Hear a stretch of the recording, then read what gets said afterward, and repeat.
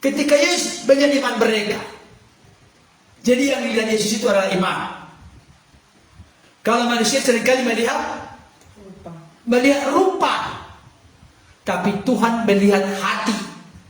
Dan di dalam hati kita itu, Yesus tahu ada iman. Itu yang saya katakan tadi. Iman itulah yang menjadi jembatan bagaimana Yesus Kristus menyatakan, mendemonstrasikan kuasa dan perbuatannya. Ketika Yesus melihat iman mereka, maka Yesus pun berkata kata-kata yang sangat asing bagi ahli-ahli Taurat dan orang-orang Farisi. Apa kata Yesus? Hai anakku, dosamu sudah diampuni. Dengarkan baik. Yesus berkata kepada orang lumpuh itu, hai anakku, dosamu sudah diampuni. Saya kasih tahu, dengarkan baik bagi saudaraku yang sudah percaya menerima Yesus sebagai Tuhan Juru Selamat. Bersyukurlah, banggalah, berterima kasihlah karena anugerah itu telah diberikan kepadamu. Tidak mungkin orang luar sana mengaku Yesus itu adalah Tuhan kalau Roh Kudus tidak ada dalam diri orang itu. Siapapun yang membantah, bahkan menghina, melecehkan, memandang sebelah mata, merendahkan Yesus, karena Roh Kudus tidak ada dalam diri orang itu. Baca nanti 1 Korintus 12 ayat yang ketiga. Tidak ada seorang pun di dunia ini yang berkata-kata terkutuklah Yesus kalau ada Roh Kudus dalam dirinya. Dan tidak ada seorang pun di dunia ini yang bisa mengaku Yesus Kristus adalah Tuhan selain oleh Roh Kudus. Di sini jelas terlihat keilahian Yesus. Apa itu? Hai anakku, dosamu sudah diampuni.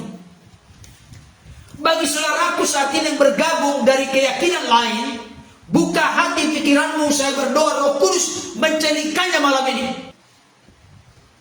Kalau Anda berkata Yesus itu hanya manusia, adakah manusia di dunia ini yang punya power, punya kuasa, otoritas mengampuni dosa?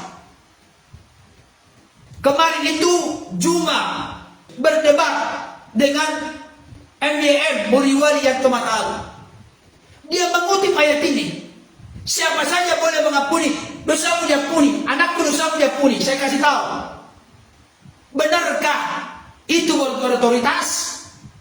Itu kan hanya kalimat biasa katanya. Benarkah kalimat biasa? Kalau ini kalimat biasa, mungkinkah ahli-ahli Taurat yang hadir saat itu ngomel dalam hati? Siapa gerangan orang ini?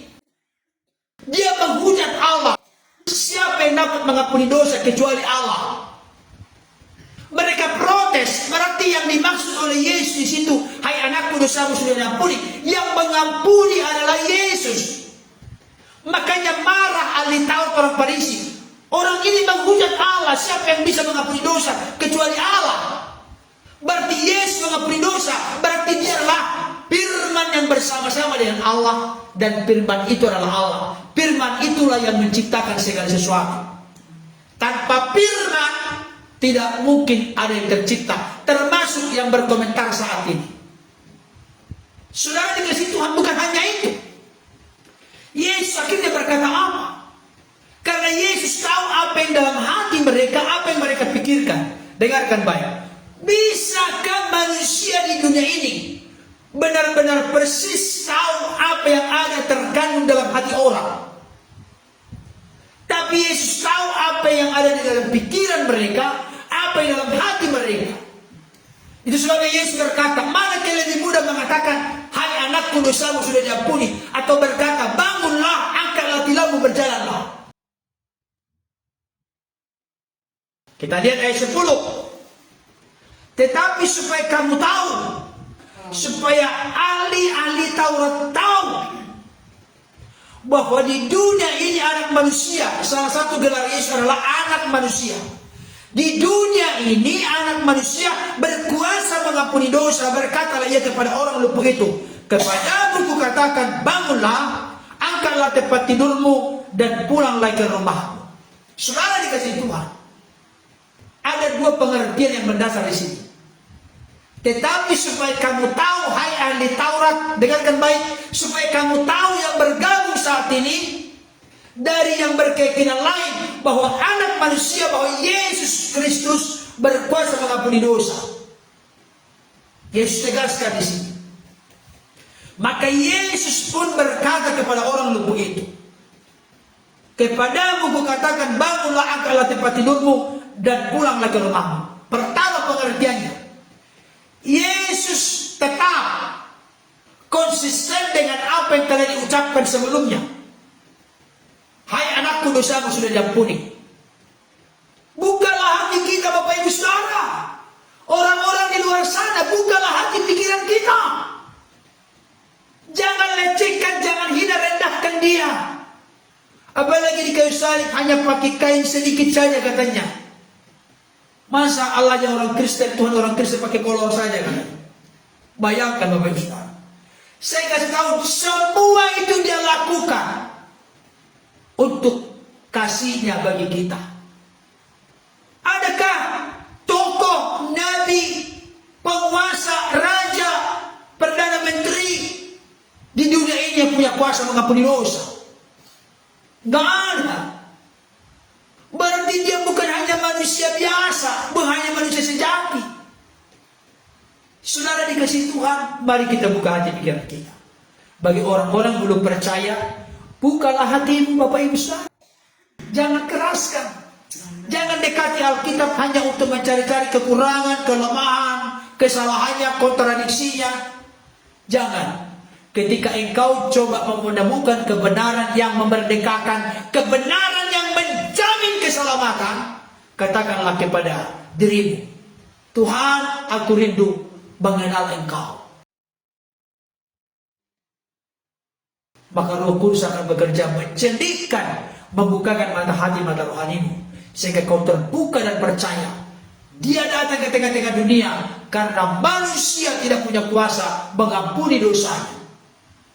Hanya orang yang tidak berdosa, pribadi tidak berdosa, yang sanggup mengampuni orang berdosa. Yesus dalam fakta Alkitab tidak berdosa. Oleh karena itu saya ingatkan dan teriakkan, serukan kepada Bapak Ibu Saudara saat ini, orang-orang Kristen, tubuh Kristus, gereja Tuhan, orang-orang percaya dimanapun berada, jangan pernah tinggalkan Yesus. Sekali Yesus tetap Yesus. Amin. Katakan bersama, sekali Yesus tetap Yesus. Sekali Yesus tetap Yesus. Apapun yang terjadi, ada pergumulan, masalah, persoalan begitu berat dan besar, aku tidak mau tinggalkan Yesus, karena Yesus adalah segalanya bagiku. Di dalam Yesus aku menemukan kepastian keselamatan, bukan mudah-mudahan.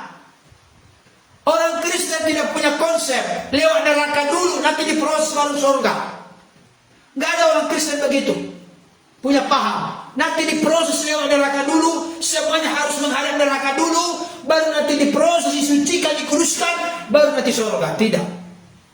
Tapi kita langsung ke surga, karena kita percaya kepada yang memiliki surga.